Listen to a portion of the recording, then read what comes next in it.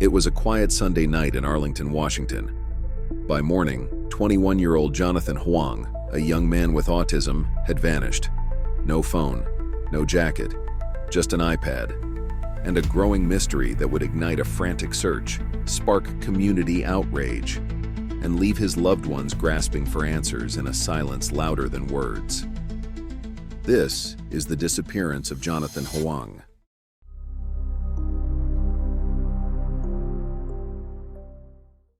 Jonathan was last seen at his home on the block of 114th Drive Northeast in Arlington around 7:30 p.m. on Sunday, March 30th. It was a typical evening. The 21-year-old, who depends on routine and structure, had returned from his usual walk and settled in for the night. Nothing seemed out of the ordinary until the next morning. When his mother went to wake him for school, Jonathan's room was empty. No signs of a struggle, no note, and no Jonathan. His jacket and phone were still in the house, but his iPad was gone. It made no sense. Jonathan wasn't someone who just wandered off. And now, he was missing. Within hours, the search began. Snohomish County Search and Rescue launched ground crews. Over 150 volunteers poured into the area. K-9 units, drones, helicopters flew over dense terrain. Together, they logged more than 4,000 man-hours looking for any sign of Jonathan. But as the days passed, hope gave way to frustration. Jonathan's family began raising concerns about the investigation.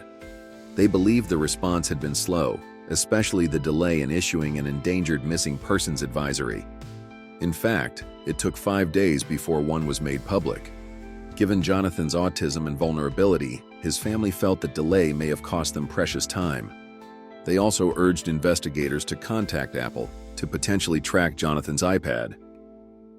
But they weren't sure if that avenue was ever fully pursued, and as the days passed, it became clear the family didn't feel heard or helped.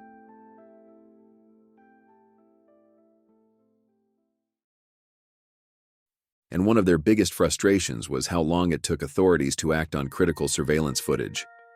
You see, Jonathan's family had gone door to door in their neighborhood, asking residents to check their home security systems, and neighbors responded with kindness and urgency, sharing footage, offering help, and doing everything they could. The surveillance haul was extensive. One camera captured every vehicle entering and exiting the neighborhood, 24 hours a day. And from that footage, Jonathan was clearly seen returning home from his walk that Sunday evening. That moment would become the last visual confirmation of him. After that, nothing.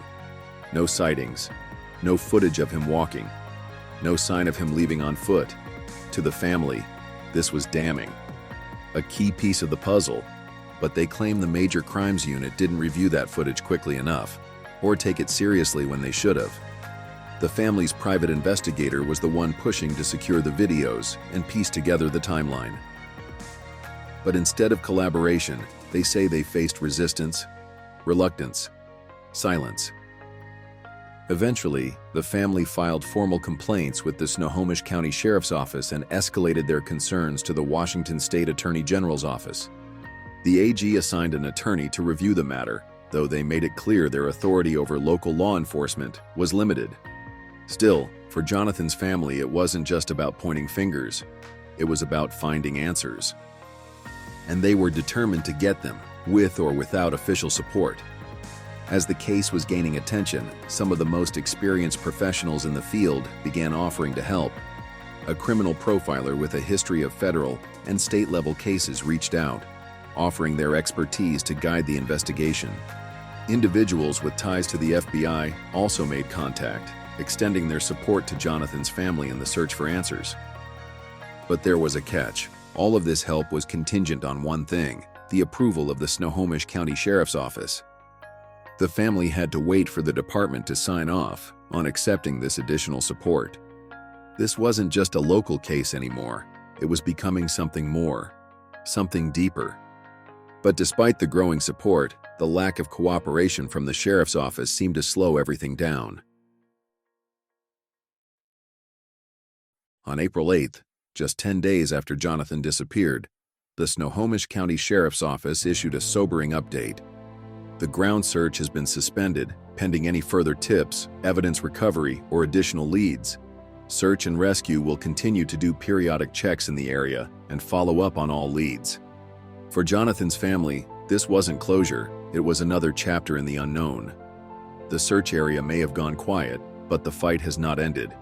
The family has filed formal complaints, launched a GoFundMe to fund private efforts, and they are urging the Snohomish County Sheriff's Office to continue the search. Jonathan's story is not over. The fight for answers is far from finished, and as long as there's hope, Jonathan's family will keep searching. And now you can help too. By sharing this video, you increase the chance that someone, somewhere, might recognize a detail, remember something, or come forward with a lead. The algorithm responds to engagement, so if you like, comment, or subscribe, you're not just supporting this channel. You're supporting a family that refuses to give up. If you have any information on the whereabouts of Jonathan Hoang, please contact the Snohomish County Sheriff's Office at 425-407-3970. Until Jonathan is found, we won't stop telling his story.